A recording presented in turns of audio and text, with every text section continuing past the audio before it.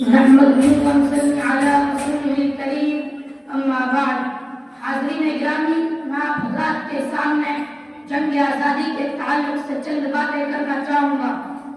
حاضرین، 1947 میں جب ماؤنٹ بیٹن بھارت کا آخری وائسرائے بن کر آیا، پہلے انہوں نے کیبنٹ مشن کے پلان کو منظور کرنے کے لیے کہا، لیکن جب مسلم لیگ، جمعیت علماء ہند اور کانگریس کے درمیان متحدہ قومیت، اکھنڈ بھارت اور مطالبہ پاکستان کے مختلف و متضاد نظریات نے ماؤنٹ بیٹن کو کوئی منتخب کا فیصلہ کرنے سے قاصر رکھا، تو بیٹن نے تقسیم ہند کے مطالبے کو منظور کرتے ہوئے 14 اگست 1947 کو پاکستان اور 15 اگست 1947 کو بھارت کو مکمل طور پر آزادی دینے کا فیصلہ کر دیا.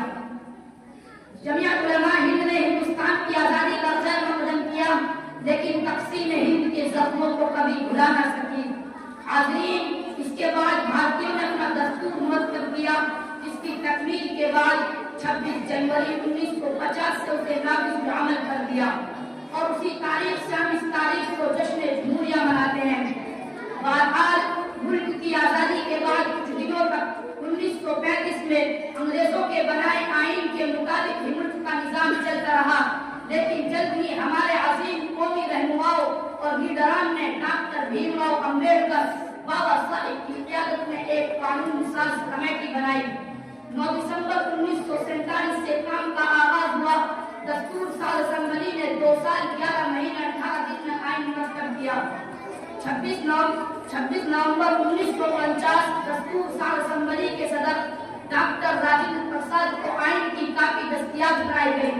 308 ممبروں نے 24 جنوری 1950 کو آئین کی دستاویزات پر دستخط کیے.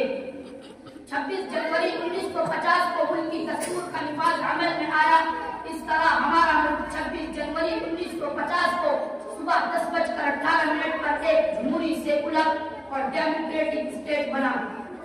دستور ساز کمیٹی میں دیگر افراد کے علاوہ مسلمانوں نے بھی حصہ لیا.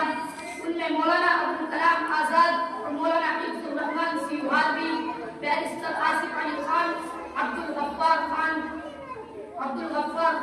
اور مولانا حضرت موہانی بھی شامل تھے. دل سے نکلے گی نہ مر کر بھی وطن کی الفت، دل سے نکلے گی نہ مر کر بھی وطن کی الفت، میری مٹی سے بھی خوشبو وفا آئے گی. ہندوستان زندہ باد.